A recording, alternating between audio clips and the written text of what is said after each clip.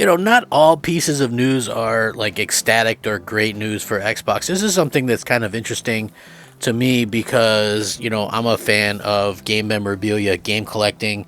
And these are just things that I, have been a fan of for a long time. Like I've always loved collecting, collector's editions and just buying things that are maybe sort of out there that people wouldn't expect. Like I can give you a good example of this.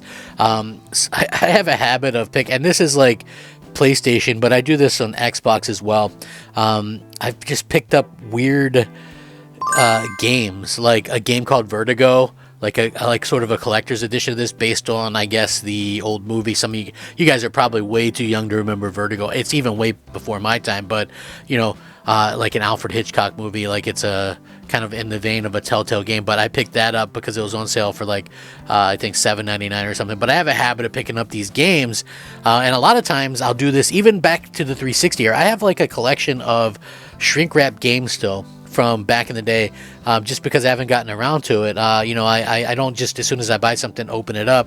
I have a lot of games. Oh, another one I did is I think 2 Point Hospital, or also that Yakuza Like a Dragon game, right?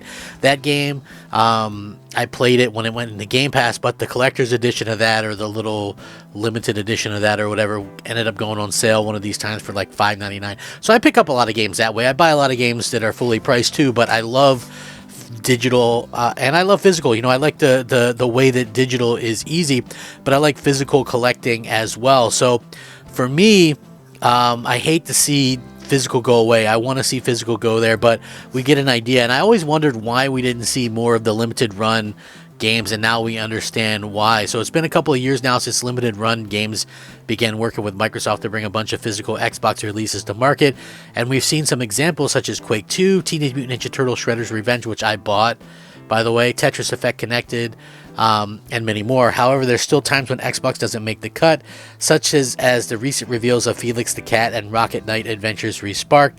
Both of these are releasing on everything except Xbox, and it'll come as no surprise that Limited Run has received criticism from Xbox fans for making that decision. Now, in response to this, a couple of folks over at Limited Run have actually explained the reasons behind it, and they don't make for great reading. Basically, physical Xbox games fail to make enough revenue for Limited Run compared to PlayStation and Nintendo, and a digital port isn't viable as the company isn't earning anything digitally in this case.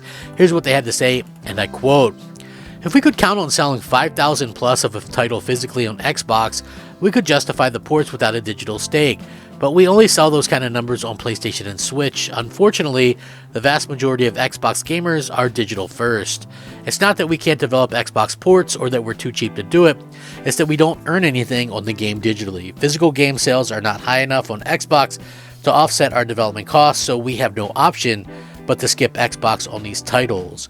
When we do have a reasonable digital share in a game we're developing, we do release it on Xbox, but we have zero digital share on these ones." So obviously these comments are echoed by another Limited Run member in a forum recently who explained that because there's no digital share in a specific instance, a physical Xbox version would likely lose the company money. And I quote: "The specific case here with these two titles is that we are not the digital publisher, and we are only getting a cut of the physical edition sales. The sales of the physical box edition alone will make up for the development costs of an Xbox version, so it's unfortunate. It just doesn't make any sense for us to do it and take a loss." So it's really kind of a sad situation, but also an understandable one. We've known for a long time now that Xbox owners are moving far away from physical purchases. After all, the Xbox Series S doesn't even have a disc drive. The good news is there's still plenty of, more Xbox physical edition that comes from Limited Run, such as the Jurassic Park games collections, Plumbers Don't Wear Ties, which, by the way, if you guys aren't familiar with Plumbers Don't Wear Ties, look up AVGN or Angry Video Game Nerd Plumbers Don't Wear Ties. That might be the worst quote-unquote game I've ever seen, but it's hilarious the way that it kind of plays. You don't even need anything to use on that. You can actually play that game on YouTube, I think, which is kind of funny. The Gex Trilogy and others, but don't count on seeing Felix the Cat and Rocket Knight Adventures on Xbox anytime soon. It's really a shame, like I said, it's like this is sort of the thing that Microsoft sort of has,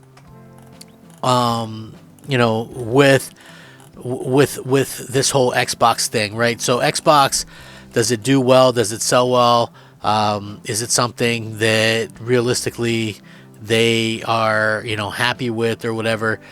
We don't really know. Now, the one thing that I will say is that, when you don't put a focus or an emphasis on your actual platform or your console you're selling and things like that, it really can hamper things like this. And this is just a small thing, but in the future, if Microsoft doesn't take more of a proactive stance with their console, we could see a situation where legit developers, sort of leave the platform off their thing to make games for. So I think that's something that could happen at some point if Microsoft isn't careful. And I hope that they do things in such a way that that honestly everybody continues to develop games for it, man. I love Xbox. I love collecting games for Xbox, even physical ones.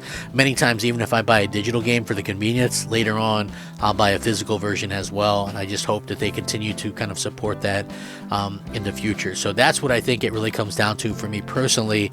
I'm sure each of you sort of has a feeling about this stuff as well, that I would absolutely love to hear.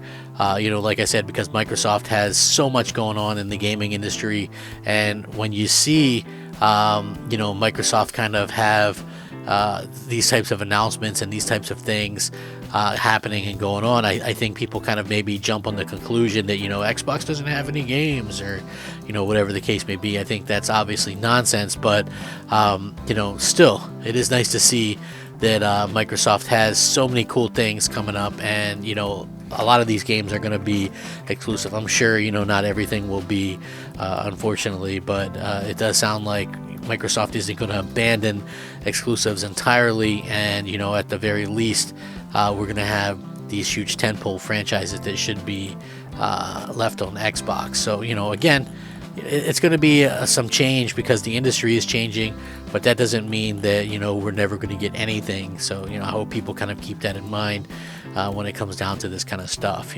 Anyway, with that being said, I would appreciate if you guys would leave some feedback.